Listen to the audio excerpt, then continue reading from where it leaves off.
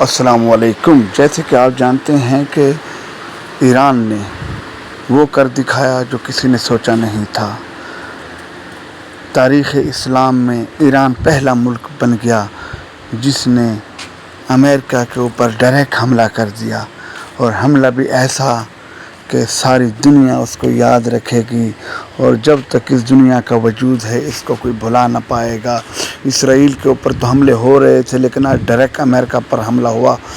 فلائٹیں بند، airport بند، فضائی حدود بند، یعنی کہ اب عرب ملکوں میں کوئی جہاز نہیں اڑے گا، کیونکہ ٹرمپ کو چیلنج کرتے ہوئے آج ایران نے کویت، قطر، بحرین سب کے ایئرپورٹوں پہ حملہ کر دیا۔ یعنی کہ یہ وہ ایئرپورٹ تھے جو امریکہ کو دیے گئے تھے، جہاں پہ امریکن آرمی، امریکن لڑاکا طیارے ہر وقت موجود ہوتے ہیں۔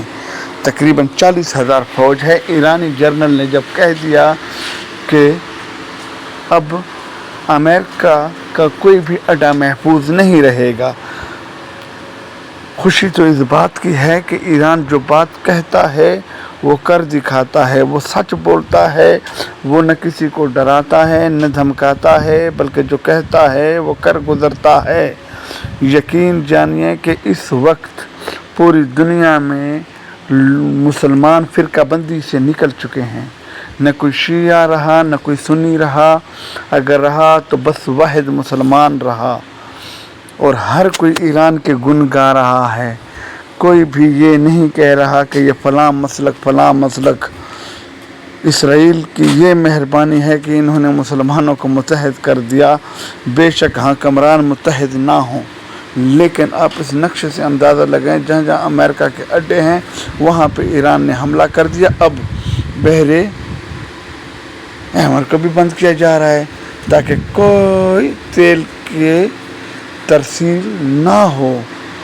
یہ بڑے بڑے بحری جہاز، یہ بڑے بڑے ہوائی جہاز، اب کچھ بھی نہیں ہوگا۔ اب ایران نے وہ کر دکھایا جو شاید اسرائیل کی آنے والی نسلیں بھی یاد رکھیں گی کہ اس کا کسی غیرت مند کے ساتھ پالا پڑا تھا، کیونکہ اس سے پہلے جو دشمن تھا وہ تو نہتا تھا۔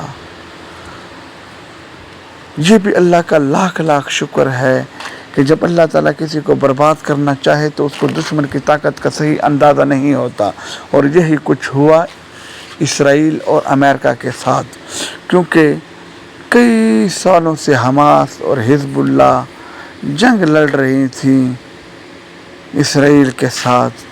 ان کے پاس وہی بندوقیں، کلاشنکوف 303، عام سے ہتھیار، چھوٹے چھوٹے بم، زیادہ سے زیادہ راکٹ لانچر۔ تو یہی سوچتے تھے کہ اگر ایران اتنا طاقتور ہے تو اس کی اتنی مدد کیوں نہیں کر رہا، اور یہی بات اسرائیل کے لیے بربادی کا باعث بنی، جو اس کی طاقت کا صحیح اندازہ لگا ہی نہ سکا۔ اور اس وقت یقین کریں کہ ایران پورے اعتماد کے ساتھ جنگ لڑ رہا ہے، اس کو کسی مقام کے اوپر بھی گھبراہٹ نہیں محسوس ہو رہی۔ اس کے مقابلے میں اگر آپ نیتن یاہو اسرائیل کو دیکھیں، اور اسرائیل کے جتنے بھی جنرل ہیں یا جتنے بھی سیاستدان ہیں، سب کی شکلیں دیکھیں، سب کے رنگ پھک ہو چکے ہیں، رنگ اڑ چکے ہیں، گھبراہٹ صاف نظر آ رہی ہے ان کے چہرے پہ۔ جب سے اسرائیل ایران جنگ ہوئی ہے، ٹرمپ اور نیتن یاہو کے چہرے سے ہنسی بہت دور جا چکی ہے، اور انشاءاللہ پھر کبھی ان کے چہرے پہ ہنسی نہیں آئے گی۔ آج ایران نے جو حملہ کیا، اب قطر اس کی مذمت کر رہا ہے کہ یہ آپ نے میری فضائی حدود کی خلاف ورزی کی ہے، ایک آزاد ملک کے اوپر آپ نے حملہ کر کے آپ نے بین الاقوامی قوانین کا مذاق اڑایا، اور وہ یہ نہیں کہتا کہ میں نے ہی اسرائیل کے ساتھ مل کر، امریکہ کے ساتھ مل کر جتنے بھی اسلام کے دشمن تھے یا ایران کے دشمن تھے، اسرائیلی وزیر اعظم کے کہنے کے اوپر ان کو اڈے دیے ہوئے۔ کیسی عجیب بات ہے۔ حالانکہ یہ دنیا کا اصول ہے کہ دشمن کا دوست بھی آپ کا دشمن ہے۔ یہی کچھ ایران کر رہا ہے، اور ایران اتنے اعتماد کے ساتھ جنگ لڑ رہا ہے کہ ٹرمپ کی پریشانی آخری حدوں تک چھو رہی ہے۔ جیسے کہ حملہ کیا گیا ایران کی ایٹمی اثاثوں کے اوپر، بعد میں پتہ چلا کہ یورینیم تو وہاں سے ہٹا چکے ہیں۔ اب پریشان ہے امریکہ اور چائنا، مکمل طور پر اس کوشش میں ہے کہ ان کی جنگ ہو تاکہ یہ ہمیشہ چوہوں کی طرح اسرائیلی بلوں میں چھپے رہیں۔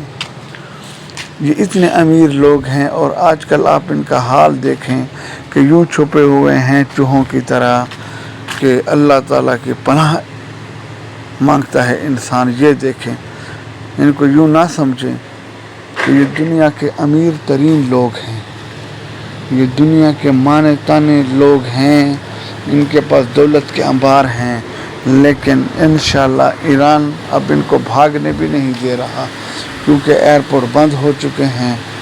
اچھا، اب آپ نے ایک بات پہ غور کیا ہے کہ اگر اسرائیل کے ایئرپورٹ بند ہیں، اسرائیل سے جہاز اڑانا مشکل ہے، تو پھر ایران کے اوپر اسرائیل بمباری کیسے کر رہا ہے، ایران کے اوپر میزائل کیسے پھینکے جا رہے ہیں؟ تو صاف مطلب ہے قطر، دبئی، بحرین، کویت، عراق، یہیں سے تو جہاز اڑ رہے ہیں، یہیں سے تو جنگی طیارے اڑ رہے ہیں ایران کے اوپر حملہ کرنے کے لیے، اور حملے دن رات ہو رہے ہیں۔ نہ بچوں کو بخشا جاتا ہے، نہ نہتے لوگوں کو بخشا جاتا ہے، نہ ہسپتالوں کو بخشا جاتا ہے۔ جہاں پہ بھی ان کو ایسی جگہ نظر آتی ہے کہ جہاں پہ خوف پھیلایا جا سکے، وہاں پہ بمباری کر کے لوگوں کو شہید کیا جاتا ہے۔ لیکن اس دفعہ ایران نے مکمل طور پر یہ عہد کر لیا ہے کہ ٹرمپ، اس کی کابینہ، اسرائیل، نیتنیاہو اب اسلام دشمن کسی کو بھی نہیں چھوڑنا، کیونکہ جب اسرائیل اور امریکہ نے کہا کہ سپریم لیڈر آف ایران کو ہم نے شہید کرنا ہے، تو اسی دن سے انہوں نے بھی اعلان کر دیا کہ اب ہمارے نشانے کے اوپر نیتنیاہو ہے۔ یہ جو جنگی جہاز ہیں یہ کہاں سے اڑ رہے ہیں؟ آپ خود اندازہ لگائیں کہ اسرائیل میں تو فلائٹیں بند ہیں، کوئی چیز اڑ نہیں سکتی، جنگی ایئرپورٹ ایران نے تباہ کر دیے، پھر یہ کہاں سے بمباریاں ہو رہی ہیں؟ بالکل 101% ایران نے اچھا کیا جو ان کے اوپر حملہ کیا۔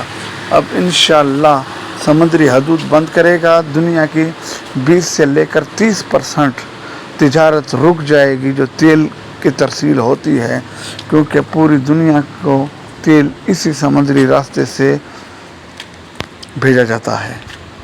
اب امریکہ بہت ٹینشن میں ہے کہ آخر اپنے ناجائز بیٹے اسرائیل کے لیے اب وہ مزید کیا کیا تکلیفیں اٹھائے گا، مزید کتنے ملکوں کے ساتھ جنگ لڑے گا۔